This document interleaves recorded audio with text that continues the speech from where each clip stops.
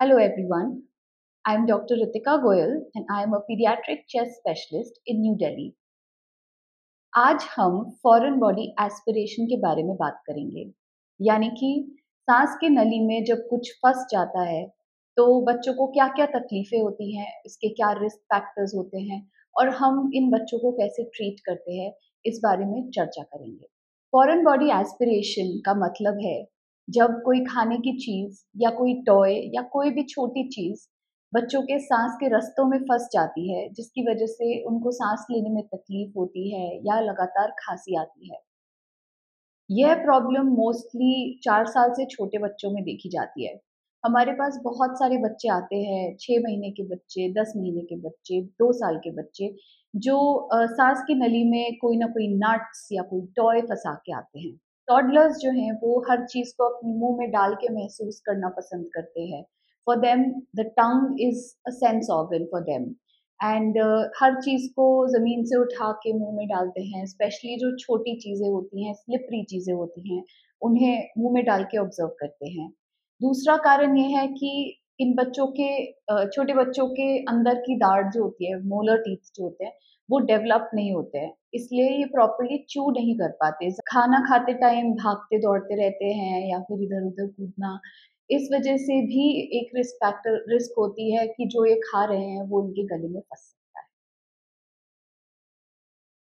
Most commonly nuts होते हैं। ये बादाम, मूँगफली जैसी चीज़ें जो थोड़े हार्ड नट्स होते हैं, गोल होते हैं।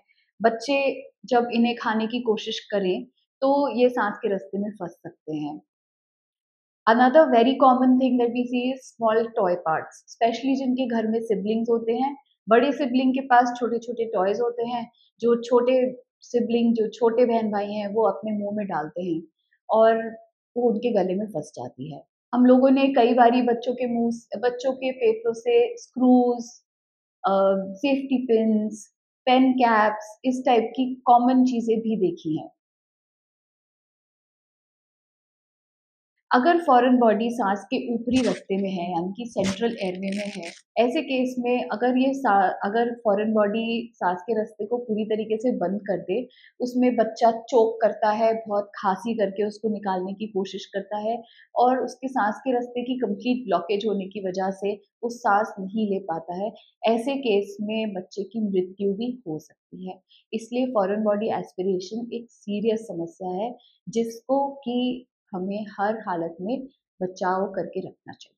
अगर ये सांस के बीच के रास्ते में नहीं है और ये और अंदर जा चुकी है, तो ये दाहिने या बाइने किसी एक फेफड़े की नलियों में जाके फँस जाती है।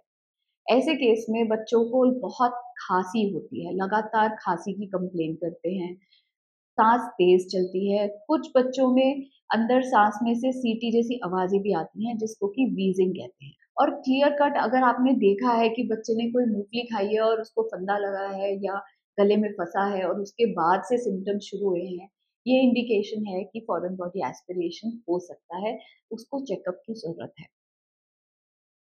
एक सिंपल सी जाँच होती है जिसको कि फ्लेक्सिबल ब्रोंकोस्कोपी कहते हैं। इसमें एक लंबी दूरबीन लेते हैं जो कि हमारा बहुत ही पतली दूरबीन होती है और उसको साँस के रास्ते में अंदर डालते हैं।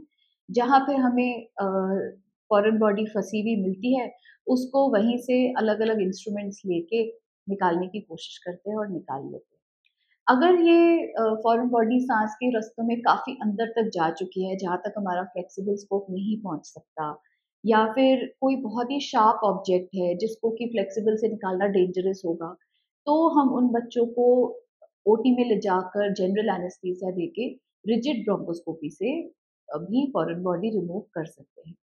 आम तौर पर फ्लेक्सिबल ब्रोंकोस्कोपी से फॉरेन बॉडी रिमूव हो जाती है। सो फॉरेन बॉडी एक 100% प्रिवेंटेबल प्रॉब्लम है। जी हाँ, इसमें बच्चे को अंदरूनी कोई तकलीफ नहीं है।